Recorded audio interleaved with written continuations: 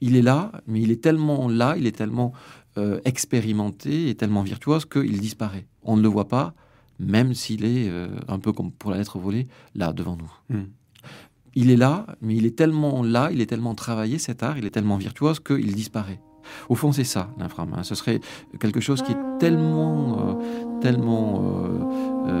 pointu, tellement dense, tellement essentiel qu'on ne le voit pas, même s'il est là, devant nous.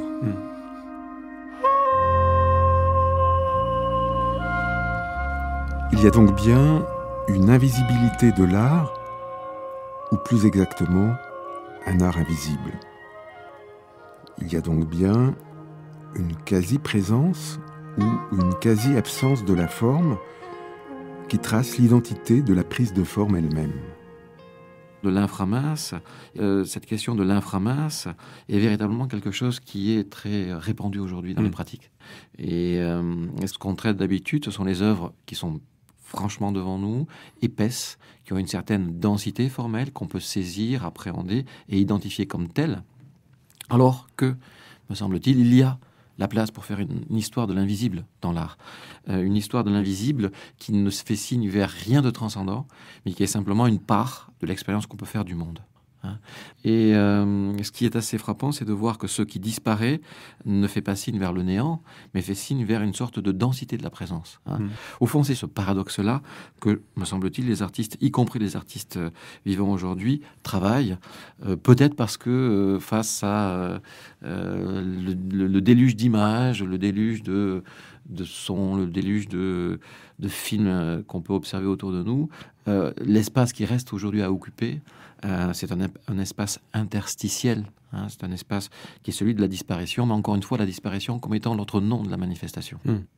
Alors Duchamp est le pionnier ou l'ancêtre, mais il n'en est pas le seul acteur. Non, il n'en est pas le seul acteur, dans la mesure où, me semble-t-il, cette question de l'inframince est véritablement quelque chose qui est très répandu aujourd'hui dans les pratiques. Et qui ne date pas d'aujourd'hui. Et qui ne date pas d'aujourd'hui. Moi, ce qui m'a intéressé, c'est que c'était quelque chose qui était à l'origine même de l'histoire de l'art comme discipline. Elle est dans cette question de l'inframince, pas évidemment identifiée comme l'inframince, mais elle est cette question de l'invisibilité de la forme, l'invisibilité de l'art. Elle est déjà présente dans la première histoire de l'art qu'on ait pu lire depuis bien longtemps, c'est celle de Pline l'Ancien. Et vous savez que la sprezzatura, chère à la Renaissance italienne, que la sprezzatura, c'était l'art, c'est l'art accompli, c'est l'art génial, mais il est tellement travaillé, cet art, il est tellement virtuose qu'il disparaît au regard. Au fond, c'est ça, l'inframin. Ce serait quelque chose qui produit une différence qu'on a l'habitude de ne pas remarquer. Pourtant, elle fait partie du monde, encore une fois. Donc, il faut la prendre en considération. Je crois que l'art, c'est le pouvoir des nuances. C'est le pouvoir de la nuance. C'est le pouvoir des petites différences. Quand on est attentif à ça, quand on est attentif aux interstices, alors là, on découvre une autre facette du monde qui est dense, qui est pleine de sens et qui est malheureusement très souvent ignorée. Et ce qui est frappant, c'est de voir qu'aujourd'hui, nombre d'artistes produisent des œuvres invisibles, qui font vraiment des œuvres, en ce sens qu'ils déplacent des formes, ils produisent des agencements de formes, mais ces formes-là, on ne les remarque pas. Pourtant, encore une fois, ils sont là. Et je suis très attentif à ça parce que c'est là aussi peut-être une ligne de résistance, une façon de produire du sens qui sans être spectaculaire, quand même dense et intense. Peut-être qu'il faut changer de catégorie. Il ne faut plus raisonner en termes de beauté, il faut raisonner en termes d'intensité. Et l'inframince, c'est une certaine qualité de l'intensité. C'est pas un sujet facile. C'est pas un sujet facile à admettre, par exemple, parce que beaucoup de nos auditeurs se demandent sans doute si un art peut véritablement exister sans avoir quoi que ce soit de particulier à montrer. Oui, à condition qu'on accepte que l'art, c'est justement quelque chose qui produit du sens en dehors des cadres habituels d'exercice du sens. Produire du sens d'une manière singulière. C'est toute la poétique de l'inframince.